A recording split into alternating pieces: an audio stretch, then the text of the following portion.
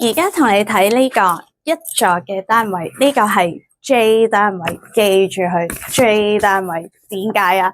話俾你聽，呢個一定係180度冇遮擋嘅景觀，佢都係單邊頭排最靚嘅景觀，佢攬晒打橫隔離左右冇噶啦，有隔離單位，不過你嘅視野係180度嘅海景咯。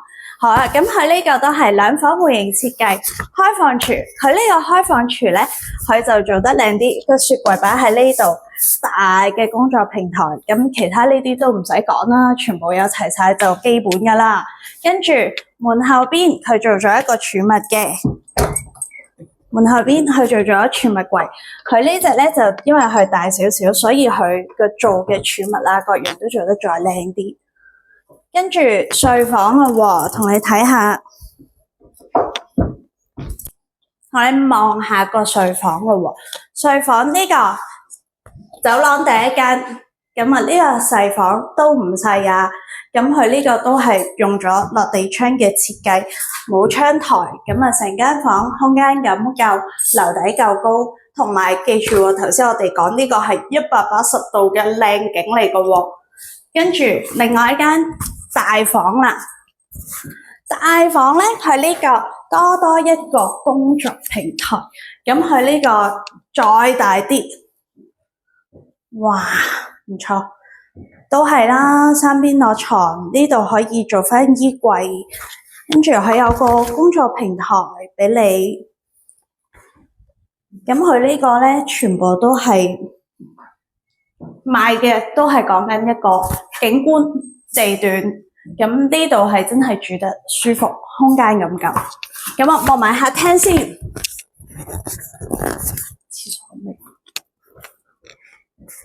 咁客廳位置咧，連接住呢個開放廚，咁一般嚟講都係飯廳就擺埋喺度噶啦，唔好嘥呢個位，係咪？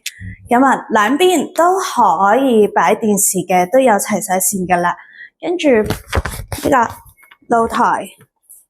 同樣都係27尺嘅露台，咁望住個景觀，哇！日日起身都望住個咁靚嘅景，幻想下都覺得幾開心，唔錯唔錯，諗起都興奮。咁我哋睇埋佢個洗手間先。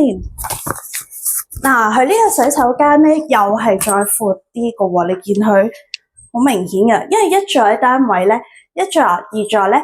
都係特別寬闊嘅，同埋佢啲間隔咧，你又見到呢個門係可以改動嘅。咁啊，嗱呢度都係有埋個對流窗，同埋咧佢做埋呢個扶手設計，咁啊可能真係俾關愛座嘅人士啦。咁所以一二座嘅單位咧，其實佢相對嚟講走廊嘅比例同埋每間房嘅入門口位置啊，所有門口位都會闊少少嘅，咁但係咪真係咁樣用咧？就真係等佢話俾我哋知啦。